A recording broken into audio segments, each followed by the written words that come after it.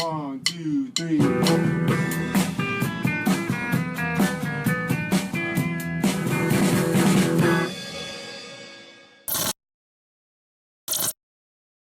Hello and welcome to Dopey, the podcast on drugs, addiction, and dumb shit. And when you think of Dopey, you might think of Chris or me, or who knows what you might think of. But you might think of our guest, fucking Amy Dopey Dresner. What's up? She's been out of pocket for a spell, and we want to hear what the fuck is going on with you, Amy. What the fuck? You're looking good, though. Oh, thank you. The bangs are in fact. That's all that matters in LA. Bang. Yeah, if you're going to be falling apart on the inside, at least you got to look good on the outside, right? So no one fucking knows. I had a nervous breakdown. So what does that mean? I mean, my sponsor says don't call it that. I had an extraordinary depressive episode, and I had to go into treatment. I had to seek treatment. When did it start? Hold up. When did it start? And what do you think triggered it? Because I think there's probably a lot of people in the audience that are on the verge of a nervous breakdown or a very acute depressive feeling. So I would love it if you walked us through from bad to worse kind of thing so that we can track our own selves through your, live vicariously through your sad story.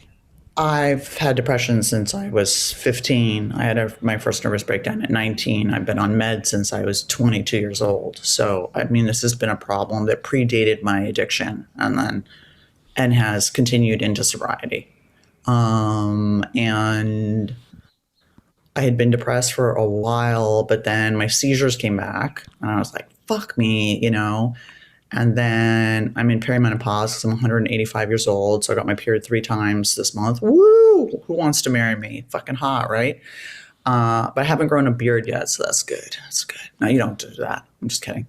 I used to wait on women at Katz's who had a lot of chinny hair. Oh, I know. Yeah, it's like it. It's a real not thing. good. It's not yeah, it's not right. good. Yeah. Okay. So when were the epileptic seizures back? I started having auras during the pandemic. And then I had a couple of EEGs and she was like, your brain's on fire. Your EEGs look like garbage.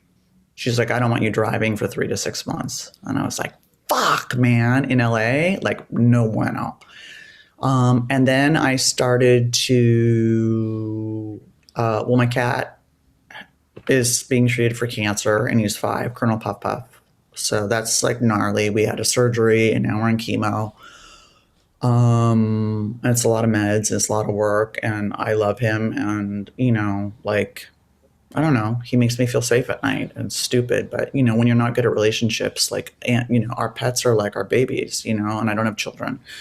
So this is he has 1 fucking kidney, he has pancreatitis. Fuck, everything's wrong with him. It's my child. I started to just have panic attacks and crying, and then I was sleeping a lot and I couldn't get out of bed and I didn't really want to shower or brush my teeth or eat. And I was like, okay, we're having one of those. We're having one of these really deep depressions. And then I started to disassociate, which I had never done before. So what was the panic attacks? And then I want to hear about what the disassociation was too. They would just come out of nowhere, and I've never had panic attacks before. I don't have anxiety. That's not my general kind of thing. Well, I don't know if I've ever even had a panic attack. What does a panic attack feel like? It feels like you're going to die. It feels like you're having a heart attack. You're just you hyperventilating, and your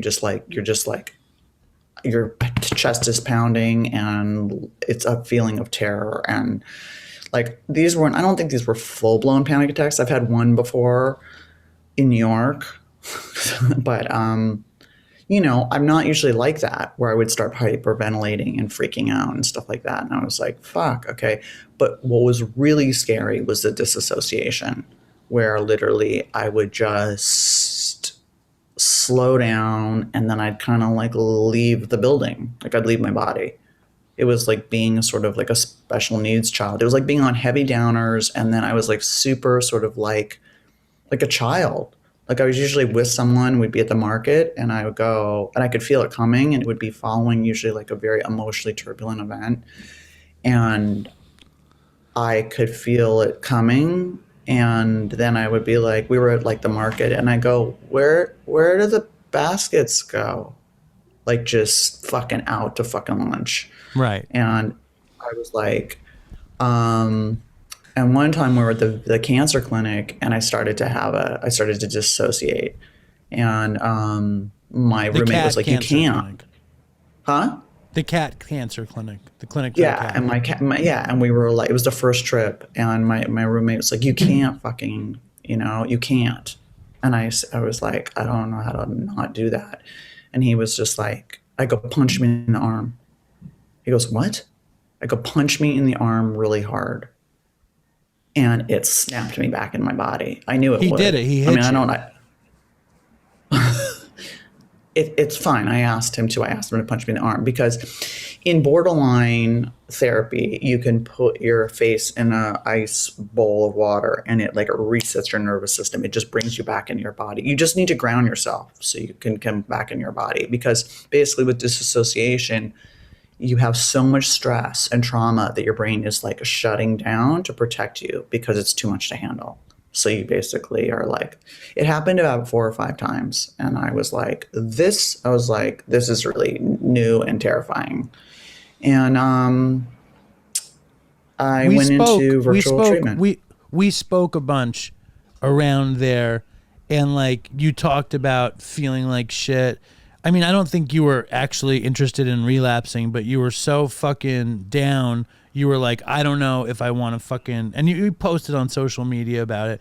I don't know if I want to fucking live, die, use. Like you were so down. I wanted to get out. I was like, I got to get out. I mean, I think as addicts, we're addicted to out anyway. You know what I mean? We're addicted to out. Anytime a feeling comes that we don't like, we're like, how do I get out of this feeling? Whether it's gaming or fucking porn or, shopping or sleeping or whatever. But it was like, this was so fucking uncomfortable and so terrifying. And this was one of the darkest depressions I've ever been in. And I just disappeared from social media. I stopped the pod, which I'm sure you're happy about.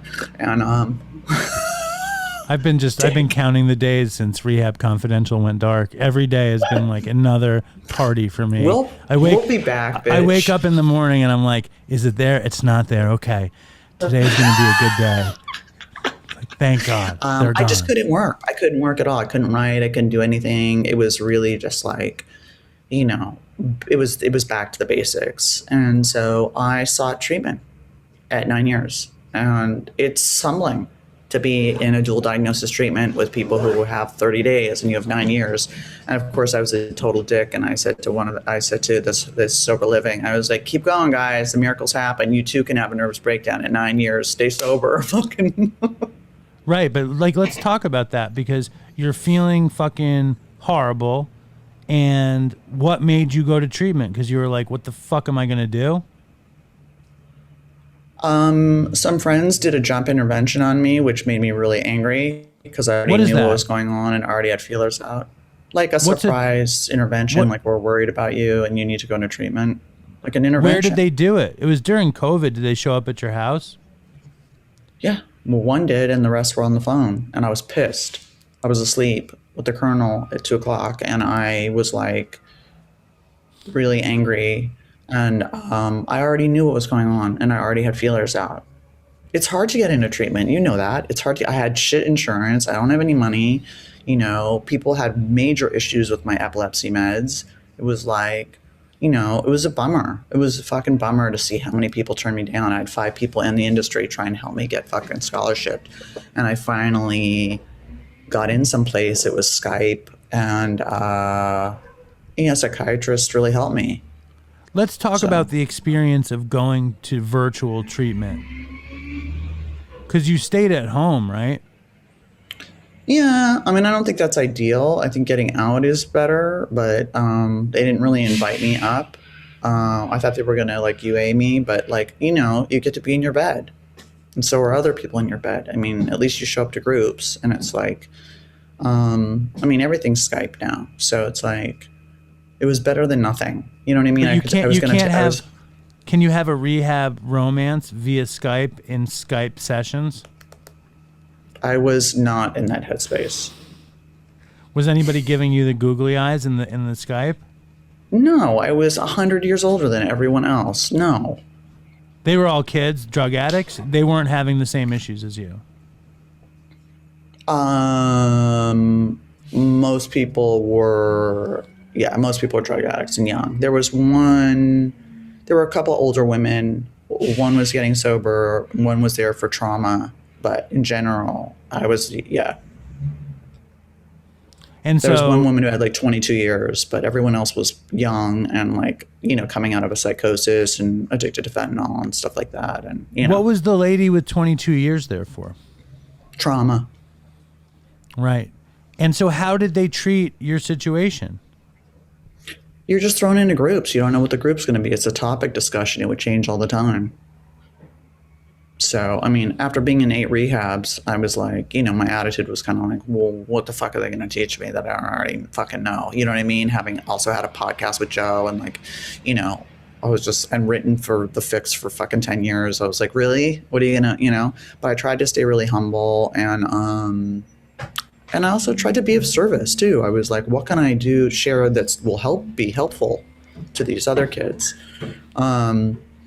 But, it was, like what's distorted thinking. It was, there were some groups that were helpful. There was a borderline group because I'm borderline. And I was like, ugh.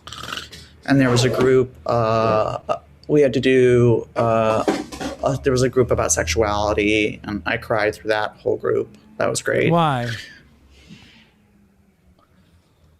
Because I have a lot of trauma in that area, and so that I still haven't worked out and stuff like that. And what does it mean to be borderline also exactly? It's a personality disorder that's created, I think, through genetics and trauma. You cycle really fast emotionally. So it's not like bipolarity where you're like up for a week and then down for a week. You like cycle during the day, like up, down, up, down, up, down, up, down, up, down, like every 20 minutes. It's black and white thinking. It's like all good or all bad. You put people on a pedestal and then you knock them down and demonize them. It's feeling like you don't have skin. You're hyper sensitive to everything. There's like 9 different things. Do you think the Madonna song Borderline has anything to do with being borderline? No. When I used to go to treatment, right, and there would be borderline girls on the van, I would always go ding ding ding ding ding ding. Oh my god, you're such a fucking so stupid. I know. I hypersexuality. Just try to understand. I'm giving all I can, and you got the best of me. I do not think it was about borderline. It's hypersexuality, self-harm, drug use, feeling of emptiness. There's like the 9 different things. And she goes, you only have to meet 4 of them to be, 5 of them to be diagnosed. And I met all 9. And one of them is dissociation. 9 for 9, right. And I was like, I was really kind of bummed because I thought I didn't present as borderline anymore. And I thought I had kind of grown out of that. But with this depression, that had all come to the fore again. And I was like much more borderline. Like I was acting like I was when I was in my 30s, like explosive anger. Like I was like, like everything had been ripped off and I was super raw.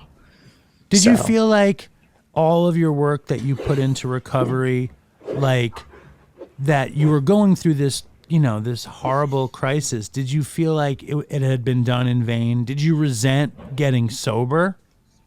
Not at all. Not at all. And what I found is that it's actually really common that a lot of people at around 9 years lose their fucking shit. Either the shine comes off AA or they hit perimenopause or their trauma comes up and they relapse or they have to go into treatment and they get depressed. And it's like, I think that we need to be open about it. I think people want to look good and look like they're working this perfect fucking like program. And so that means being happy all the time. And so a lot of people either relapse or they blow their brains out because they can't fucking talk about like, hey, you know what? I'm fucking struggling. I'm suicidal. I'm fucking depressed. And I'm 9 years. Because at 9 years, you're supposed to fucking have it all together. And it's like, no one has it all together, dude. And I'm not afraid to fucking talk about it, you know? And it's like, I mean, you know, I didn't want to use, it wasn't even, I wanted to not be awake. You know what I mean? It was like, my drugs of choice were uppers. And that was like the last thing I wanted was like to be fucking awake. So what do you think? I didn't feel like it was in vain at all. I know that my mental illness is separate.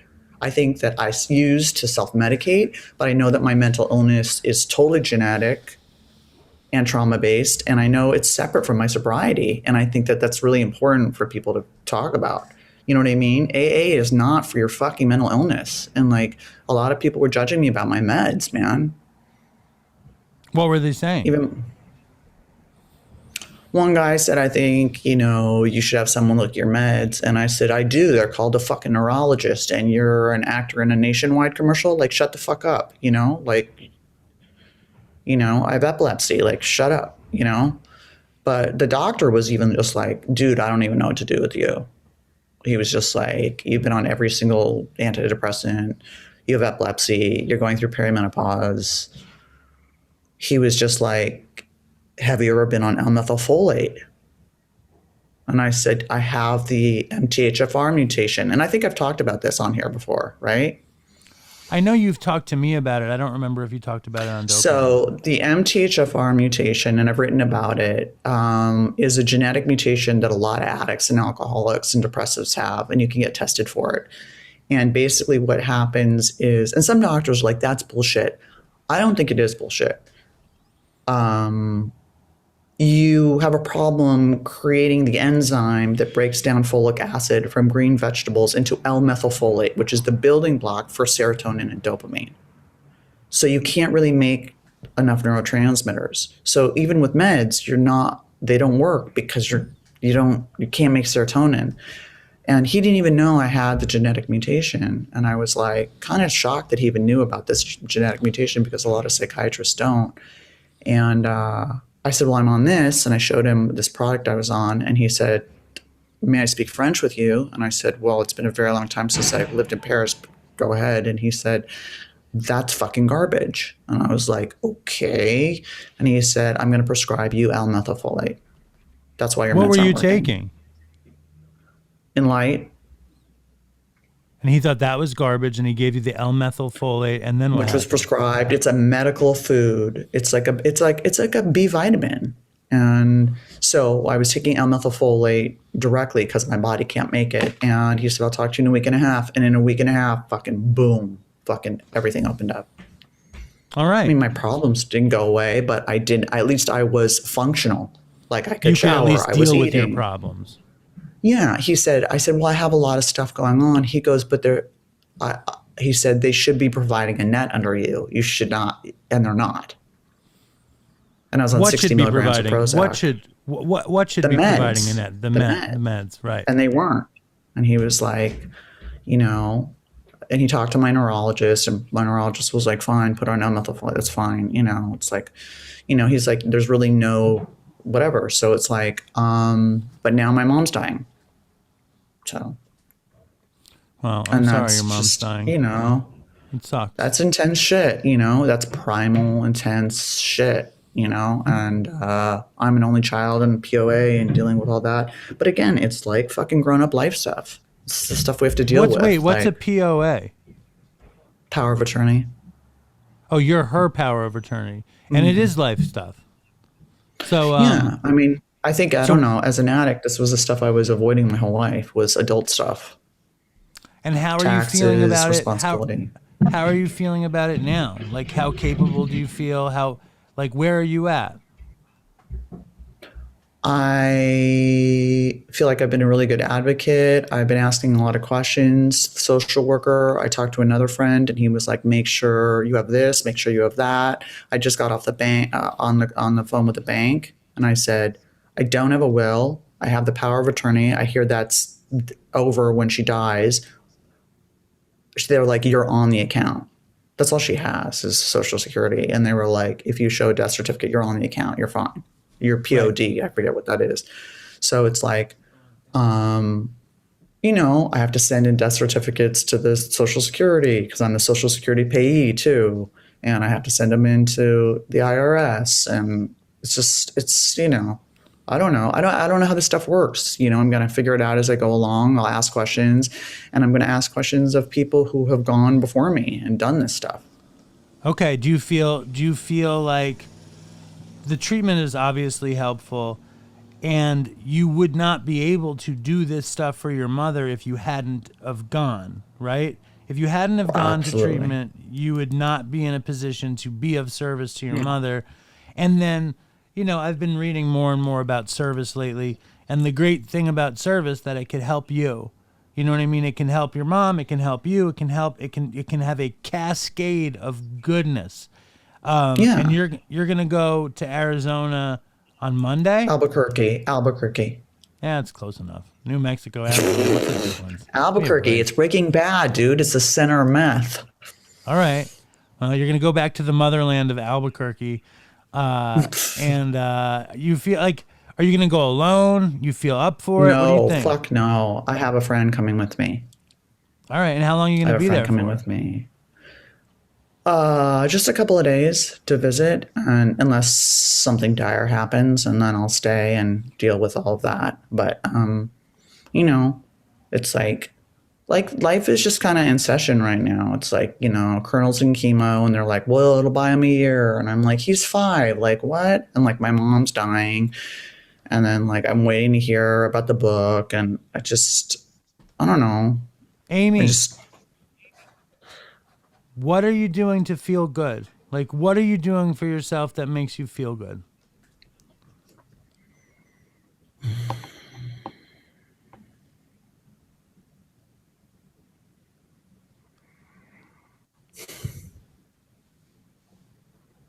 I hear there's new Ozark episodes, so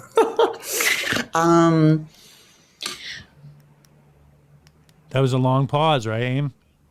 well, yeah, I mean, that's a good question. I mean, I'm not really trying to feel good. I'm just trying to stay kind of functional. So it's like literally every day, like, washing the dishes, getting out of the fucking house, like blah, blah, blah. Like everything's up in the air. Like when my mom's going to die, if Colonel's going to make it, is this book going to sell?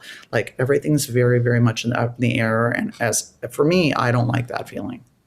I don't like ambivalence. I don't like ambiguity. I don't like not knowing. And it's a fucking scary place to fucking be. Do you know what I mean? And like I said, my head goes to really dark places, as I talked about. And when we did the daily reflections, and I have to just keep reminding myself, like, I don't know how things are going to turn out. I have no idea. It brings up powerlessness. It brings up like feeling like you can't do anything. And that's a horribly uncomfortable place to be. And I don't know what it says about me that I'm just like, what can you do to feel good? Like, what are you doing to feel good? Like, I mean, I got a massage because I had like a headache for 3 days, Who rubbed you down? No, it was like a foot spa. It was just a woman who put her fucking elbow in my neck. Like, it hurt so much. I mean, it wasn't like anything sexy. No. But like, did it feel good? Was it a good massage? I wanted to get released. So the foot thing was nice. And that was, and it's like, I got my hair colored, did my lashes. No happy ending in the foot creepy. spa? No. Howie's writing me notes. Howie just wrote happy ending on the screen. I'm sorry. I will say though, apologize. nighttime is very difficult, and I find that's the time when I want to act out. And by acting out, what are you talking about? Like, I want to intrigue with boys or call someone who I was talking to who is just unavailable and just not a good match for me, or, whatever. Like, just, I'm get vaping. Out of your head. Right. Whatever you can do to get out of your head. Yeah. I'm like, I've been trying to just watch TV, but I haven't acted out. Like, I haven't done anything, I can't really spend money, that's the time where I really feel like I got to get the fuck out. And I've just been sitting with the feelings and you allow yourself fucking 10 minutes, 20 minutes, and you cry, and then you fucking get it moving. You know what I mean? Right. And I'm like, take a bath. Like, move it along, bitch. A lot Like, of we're not baths. going to sit. Yeah. Epsom salt, lavender. Yeah. What's going in the tub? Yeah. Lavender, Epsom salt. Well, not so much the lavender, but yeah, Epsom salt. Yeah, but I don't stay in very long because I always make them too hot, and then I get hot, and I'm like, I'm bored. I want to get out. But like, just I think that sometimes when we're in pain, we're not very good at self-care. We don't know how to self-soothe as addicts. We usually want to do something to hurt ourselves or distract ourselves. And so it's like, did you eat? Did you fucking, you know what I mean? Like, really basic shit. It's like, it's really down to basics. And like you said, and my sponsor said it to me too. She was like, get the fuck out of yourself. Like, be of service. And I was like, I don't have anything to give. She's like, that's bullshit. And I was like, okay. So I did. I called people that were struggling, and I called people that were going through other really hard shit, and was like, how are you? And it does help. Right. And but the best thing about it is it helps you. You know what I mean? Like, you get a helper's high, and you feel like you're worth something because you're fucking, the person's appreciative. And it's so sad. Like, this one person who's relapsing a lot on crystal and stuff and can't get clean. And I just said, hey man, I just want to let you know I love you and it's all right, And he started bawling. And I just think, how many people just fucking need someone to tell them they fucking love them or feel like they fucking, right. He's like, I don't feel like I deserve to be sober. And I was just like, you fucking absolutely deserve to be fucking sober. And that's why, like, service can make you feel good. You know what I mean? Being a part of the community can make you feel good. That's why, like, I made a joke that I'm happy your podcast doesn't exist. But maybe it's time to fucking start it up again. Yeah, because I will start it up again. Action is good. You want to jump in and do a little dopey email while we're here? Yeah, let's do it. All right, here we go. You ready? I'm sorry, I wasn't especially hilarious this time. Oh, I wanted to tell you my cop story. Yeah, let's hear the cop story. Okay. Well, once you've been arrested, you're terrified of cops forever. That's my experience. Okay. Yeah, me too. So I was wearing this shirt. I was wearing this shirt, which is like a blown out 70s like Girl Scout shirt. I was wearing an orange t-shirt and black pants. And it parked in front of Sprouts, and I was crying to my friend on the phone who's going with me about my mom. I was just having a fucking meltdown about my mom. And the sheriffs, the West Hollywood sheriffs, which are the people that arrested me for a fucking felony in 2011, pull up next to me and they put up their hazards. And I was like, I gotta go. Like, the cops are here. I'm getting really fucking nervous. Like, I'm gonna get out of the fucking car, put money in the meter, and go buy a burrito or fucking whatever, kombucha. Like, so the two cops get out of the fucking sheriffs get out of the car. And I said, hey man, what's up? You guys are fucking scaring me. And he said, we don't know, man. We just told we were looking for a suspect that was wearing an orange shirt and black pants. Woman with incredible bangs, orange shirt. Went, oh, you caught it right away. Cat. I didn't catch it. I went, what? Ah, and they go, got you. They're like, have a great day. I'm like, so mean, so fucking mean. But it was funny. It did make me laugh. My heart started beating again. Well, it's nice. It's nice when some local. I don't even know I can't think of a good word for cops. Make you feel good. That's nice. I like that. I don't know if they made me feel good, but they made me laugh. I mean, it was funny. As soon as you started telling the cop story, your eyes lit up. So I'm happy that happened. And I thought it was funny. I thought it was fucking funny. I mean, they got me, man. The guy was like, got you. He was like, have a great day. And I was like, oh man. He knew it was funny. He knew. He was like, and it took me a minute. I was like, orange shirt and black pants. Fuck. And I was like, oh, they're fucking with me. Well, good. All right, we're going to do a dopey email. You ready? Yes. I got to find a good one. Yeah. Hold on 1 second. Just hold on. Talk amongst yourselves. Hold on 1 second. Here we go. All right. Hold on. I should have been more prepared for this thing. Hold on. Stand by. Here we go.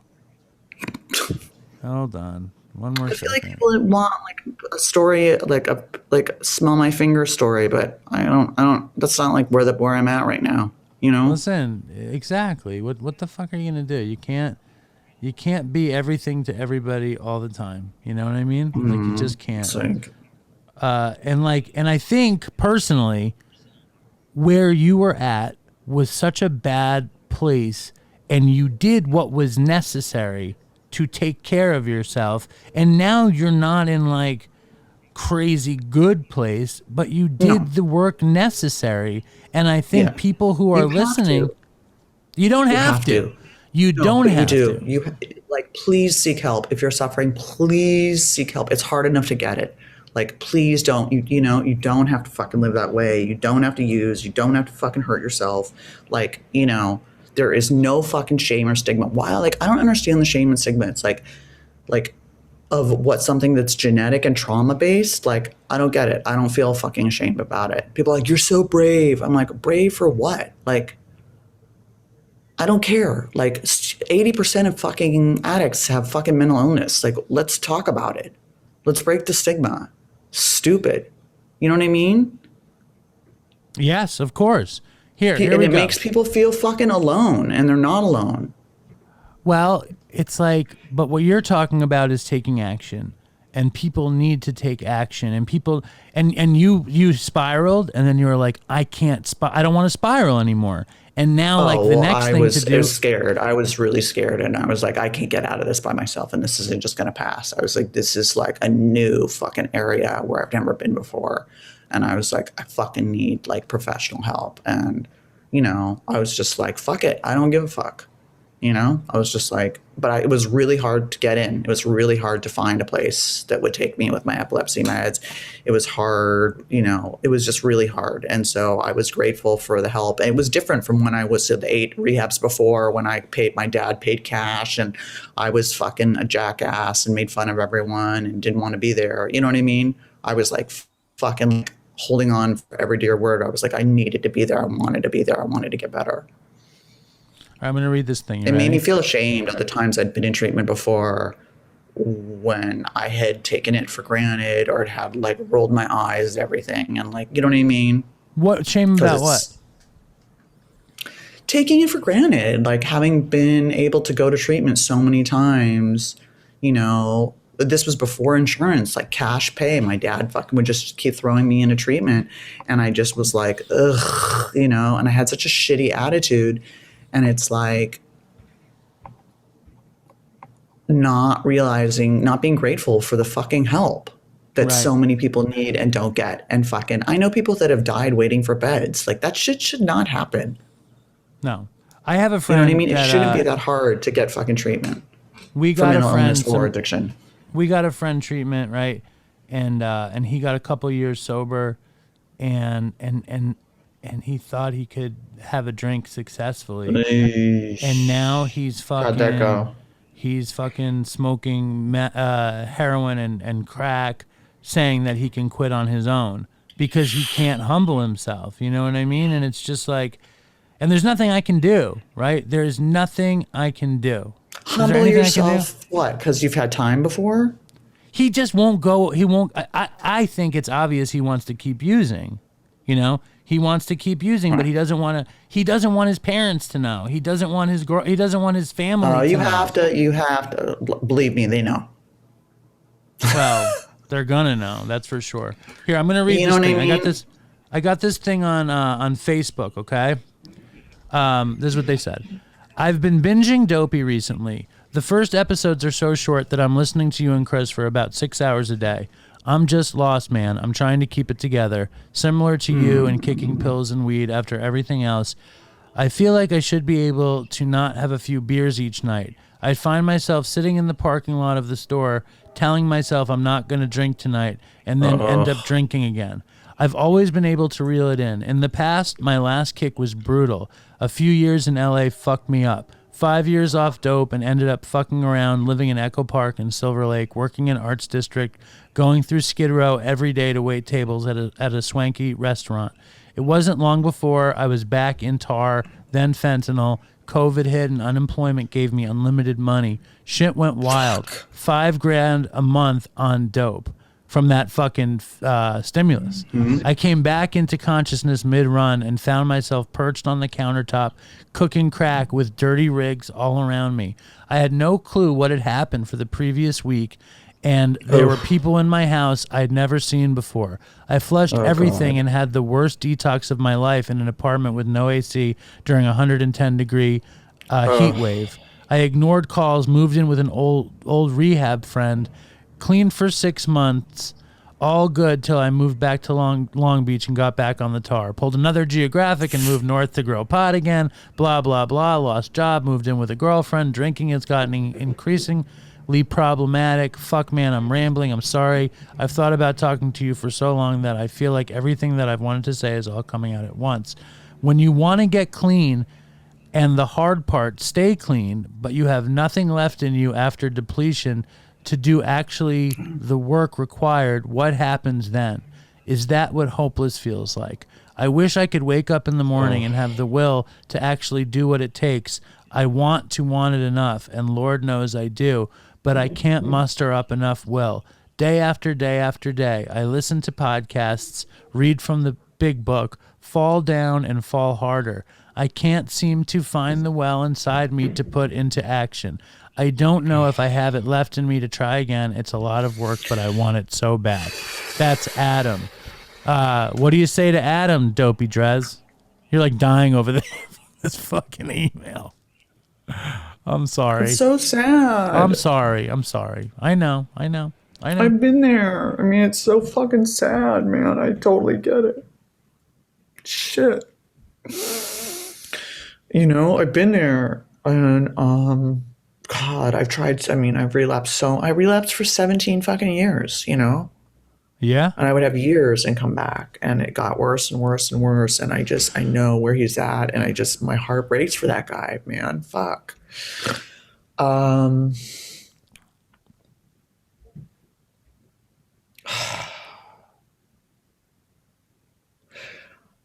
used to think that you had to want it, you know, and you had to be desperate and hopeless. And like, I know a lot of people who want it and they don't want it. Right. And I think it makes it easier if you want it. But I also know people who have rolled into the rooms on a fucking cord card and gotten sober and had zero intention of fucking getting sober. So again, I think that what it boils down to, like, if I waited to want to write or waited to want to do whatever, like, I would wait forever. Like, you can't wait for the want. You take the action. Like, you just take the action, and that changes the feelings, you know? You act yourself into right thinking. You have to, and it's bidirectionality. It's you know, it's really that simple. You can't listen to your feelings and your thoughts. You have to act yourself into it. And it is there, it's neuroscience. So if you're taking this contrary action over and over and over again, you're going to create a new neural pathway in your brain eventually that becomes your new default. So it's like, when you're in this place, you know, waiting to want it, like, you could die fucking waiting to want it. Like, you know what I mean? Right. Plenty of people do. There's no guarantee that you're going to want it. I would just fucking start going to fucking, you know, some sobriety support group, you know, whether you're fucking loaded or not. And it's like, and just taking action. And it's like, you know, just taking the fucking action. But I mean, I know that feeling so well of going, I don't want to do this. I don't want to do this, and doing it. And it's like, it's fucking terrifying. You're like on autopilot, like you're possessed, and it's fucking horrible, you know? And, so Adam has to take action. Adam, take action. Do something. Yeah. Fuck your feelings. Fuck, you know, wanting it. Fuck not. You absolutely have it in you again. You know, like you know, you are resilient. You have it within you. It will open up. Like, you will find it, because once you get started, it will build. The momentum will build. You'll feel better, and you'll be like, yes, I can do this. You know what I mean? There are people who had 22 years and fucking did it. I mean, like, and fucking lost it and came back. I mean, I remember that feeling of just like going, I can't do this again. I don't have another sobriety in me. And I didn't believe I could, but I found people who believed I could. And so I would be like, okay, I'm going to believe that you believe I can do it, because I don't fucking believe I can fucking do it. So you borrow someone else's hope. Like, and it was my parents. And maybe Adam can borrow your hope. Yeah, you can do this. I promise you can fucking do this and get out of it. Just start taking the action and it will change the feelings and just, Also, when you take action, just stuff shifts in the universe and things start to fucking synchronicities happen and whatever. And it's like, Well, the more you do. And also connect to other people. Connect. Like, don't do this thing. Try and do this thing alone. He knows, it's like. He reached out to me and I'm like, I'm the worst person to reach out to. No, but call someone. I'm at the liquor store. Like, I can't tell you how many times I was fucking talked out of getting loaded during this sobriety. I'm like, I'm outside the liquor store and I want to get loaded. And my sponsor was like, let's talk this through and let's see what that looks like. Like, you can do whatever you want, honey, when we get off the phone. And then we would talk it through. And even though I didn't want to get talked out of it, you can still get loaded after you call someone. But just call someone first. I mean, those urges pass. Those urges fucking pass. It's like, just give yourself 20 minutes. It's like, and make it harder. But it's like, you don't, I know that feeling of just being fucking depleted. I get it. I've been there so many times. You know what I mean? Yeah, I know the feeling. Dude. Like, I refuse to call somebody. You know what I mean? But this guy's reaching out and saying he wants help. So he needs to take action. And I think that's the ticket. You should come to the Dopey Zoom group or fucking AA or, Refuge Recovery or TLC or whatever. Just connect with other people, because when you're connected with other people, you get hope, man, and you feel fucking better and you don't feel alone. You don't feel like a piece of shit. And if it really gets bad, October 1st is Dopeycon 3 in New York City, and Adam can come there. And maybe Amy Dresner will be at Dopeycon 3, and the circle will be complete. I would love to. All right. Fucking Dopeycon 3. I just have a lot of shit now up in the air. I mean, my roommate's coming back to take care of Colonel while I go to Albuquerque, but it's like, I would love to. Well, fly my skinny ass out, bitch. We're gonna manifest. Maybe we'll put you in a bag. Maybe I'll sell my book. Then I'll have money. Well, you could ship yourself in a box. See it. Amy, I think that's human trafficking, but okay. I love you. Everybody loves you. If you need anything, you never hesitate to fucking reach out. Even though I don't give good advice often. I know give the shitty advice. Horrible. What do you? What? Taking a walk is bad advice? Go to a meeting? No, that's actually getting sunshine is actually good. That actually does help. Even though it sounds fucking stupid, it does help. Of course it does change your brain chemistry. I mean, my friend brought over some light, like a sad light. I was like, okay, that's creepy. It's really like annoying and fluorescent looking. But like, no, you were right. But you always were like, how are you? Are you okay? And I appreciated that, because a lot of people fucking disappeared during this. A lot of people were really freaked out. And who was always there? You. That's right. You. That's right. You. All right. Well, and I remember that, It's like, sometimes you do a spring cleaning and you see who's really there for you. And sometimes people are just going through their own shit. It's not that they don't give a shit. It's that they're going through their own life stuff. And it's like, they don't know what to say. Everybody's scared, going through something. Everybody's going Don't through assume something. that they don't give a shit. Don't assume that they don't give a shit. All right. Amy, I appreciate your truth. I appreciate you being back on the show. I am rooting for Rehab Confidential's return. I swear to God, I just want you to be happy, joyous, and free, my darling Amala. Okay? Right? So Jewish. Yeah, so Jewish. So strong. So Jewish. All right, Amy. Thank you for coming. I'm sorry that wasn't fucking funny. Should I tell some horrible drug story? You got one up your sleeve? I just saw the promo picture of you in the Grateful Dead helmet. Oh my God, that was like 12 years ago. I was like 40. Oh my God, to be 40 again. Look at, not a wrinkle in sight. Fucking, oh my God. I don't see a wrinkle here. You're not wrinkled. Where's the wrinkles? I never even saw that picture. He just posted that. I never saw that fucking picture. Everyone's like, that could be the fucking book cover. It's pretty fucking funny, except that I'm 140 years older than that. But Yeah, that was the Grateful Dead helmet that I fucking shot coke in so I wouldn't crack my head open when I had a seizure.